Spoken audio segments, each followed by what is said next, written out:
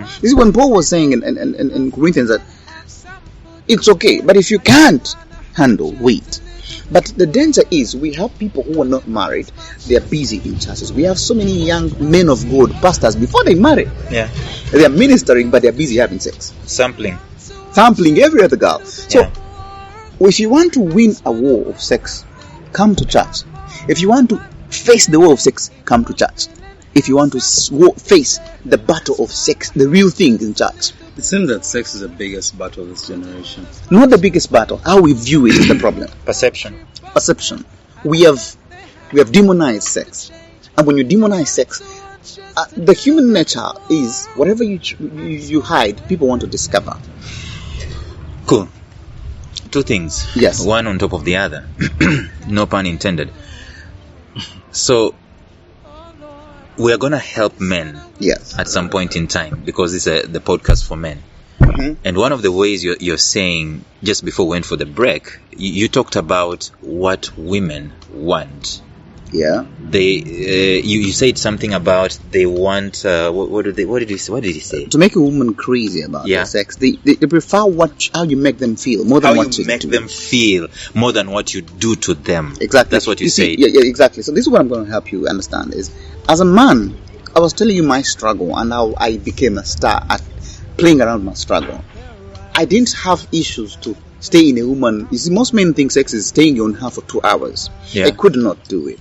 I could not do it. I figured out how as in staying in the act, in the sexual act, pumping for 2 hours, staying long. I'm sure I get this question. How long is long? Most men call me, Brian, do you have something that can take me for at least an hour? There's that question of how long is long. There's another question of how big is big. Exactly. All that stuff. Faster, harder, and how I'm breaking down it is. Yeah. Discover your woman much more importantly. When you discover a woman and her needs, you see, my job has been so classified and things I won't see here that women sometimes would come for basically discovering them and having them know who they are, what their body is. Now that's the conundrum, my friend. Because yes. I wanted to say, why can the woman just tell the man, this is me?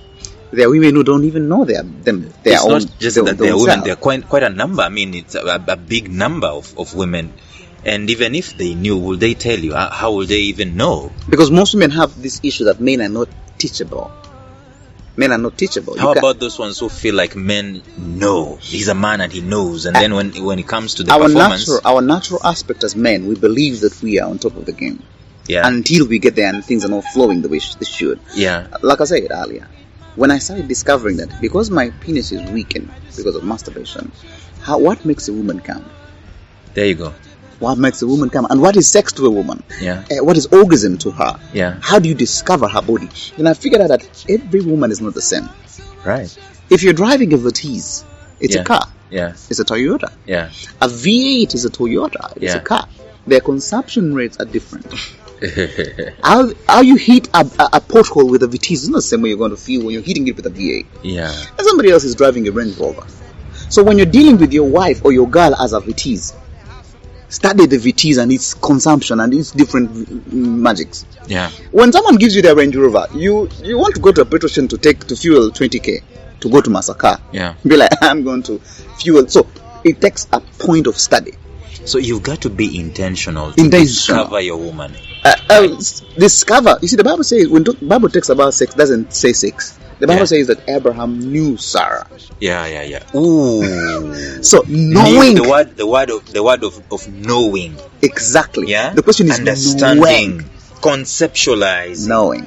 Now I have a series of things that I teach, and one of them has a concept that says, Moses, do not hit the stone, speak to it.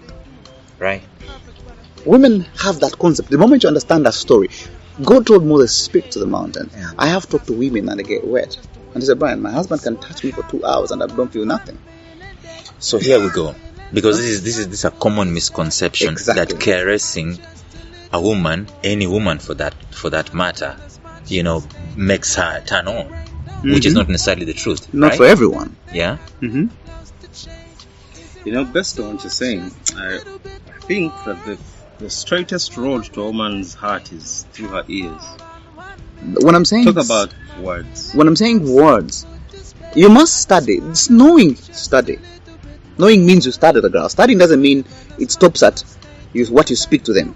There is a place you would speak and where you would touch. You see, women are funny. If they tell you this feels good to me, when you do it today, tomorrow it won't feel good. Yeah.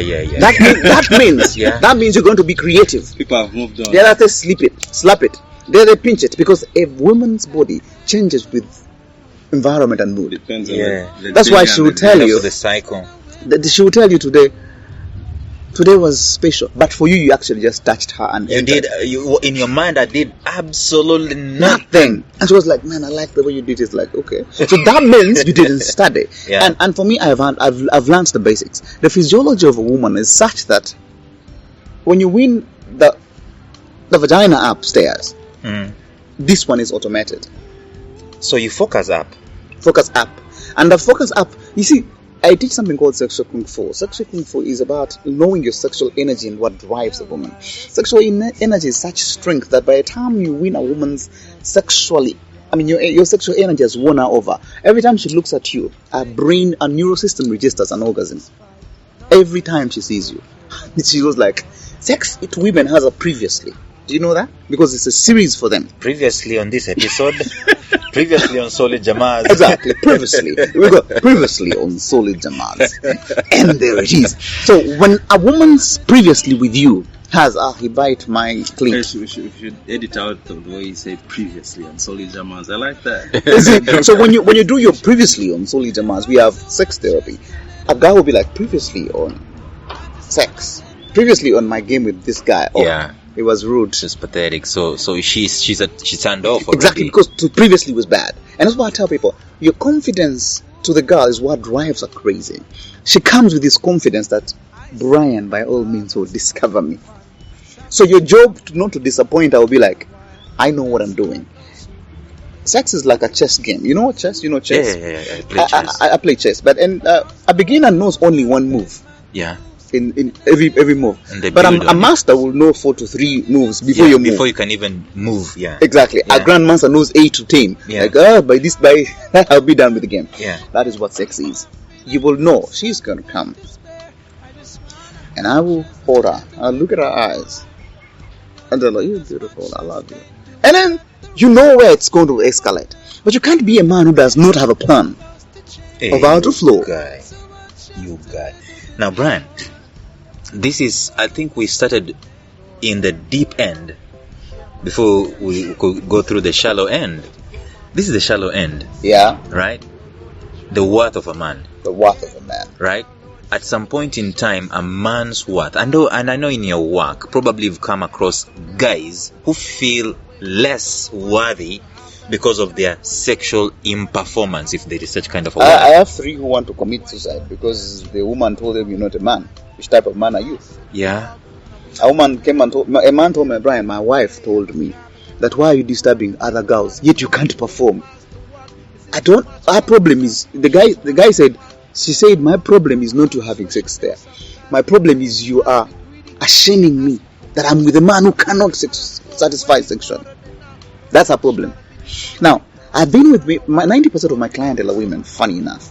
Yeah. Women love sex more than men. A woman will be patient with you for being broke. A woman will be patient with you for beating her. Yeah. But the day your sex game dies, she won't wait. She's out. Because for them connection and sex to them is worship. It is prayer. It is the connection to release every energy she's been having. So once you fail to tap into it, and that's why I tell most men, the moment your wife gets satisfaction from another man sexually, that's the end of you. So what is your job? Like I said, sex has nothing to do with physicality.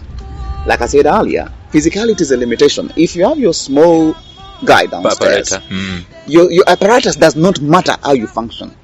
I said, if a person knows how to drive, they will drive Aventis to Masaka before someone who is a V8 when he hasn't gone there because of skill. So that means your job as a woman is to champion. You know, the Hebrew description of a word husband is champion. Champion means at everything.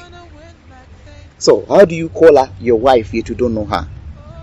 Bryan, what you're telling me here is that the sexuality of a man the way the prowess, let me use that word, the ability, the capacity to discover, please, outperform himself is a critical part of his worth. In your work, you've seen that with very many men. Yes. And so, in your estimation, it is a subject worth openly being discussed, of course, in its own confines. Very well.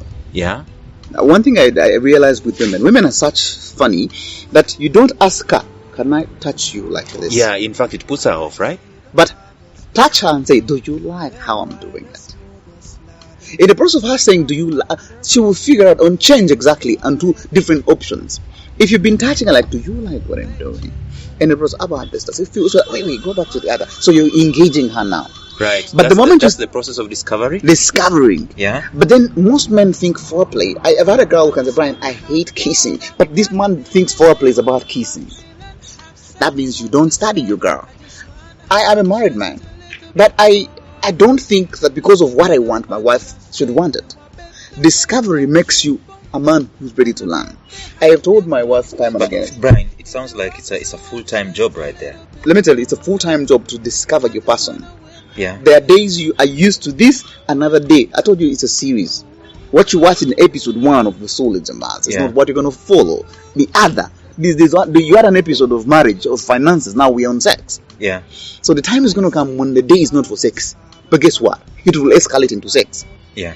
Because you came as a crazy guy. Hey baby, let's discuss a business plan here. Yeah. What if we're doing this? In your discussion of solid plan, every time a woman looks at your intelligence, her body connects naturally down. Yeah. You're discussing a business deal, and you're like, wait, you look good. I didn't know you look this cute, baby. Yeah. And then before you know it, you're into the sex game. That was starting from a place of discussing a business As deal. in totally off. Disconnected from sex. You know what that means? Yeah. You've studied each other and connected anyway.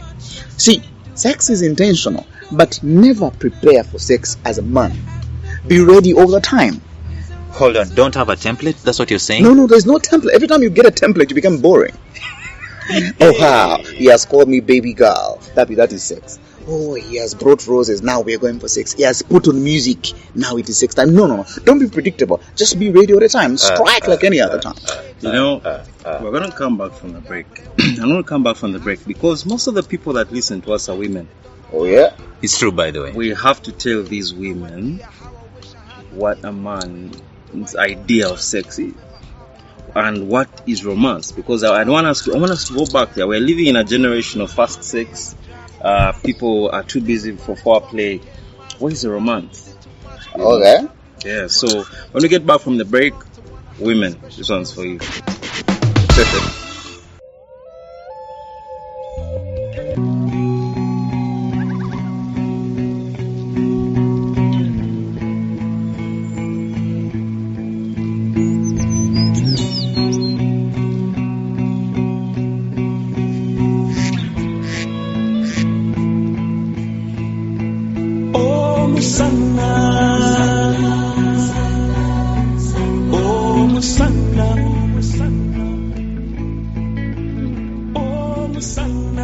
This is Lawrence's reflection on a Solid Jamaaz.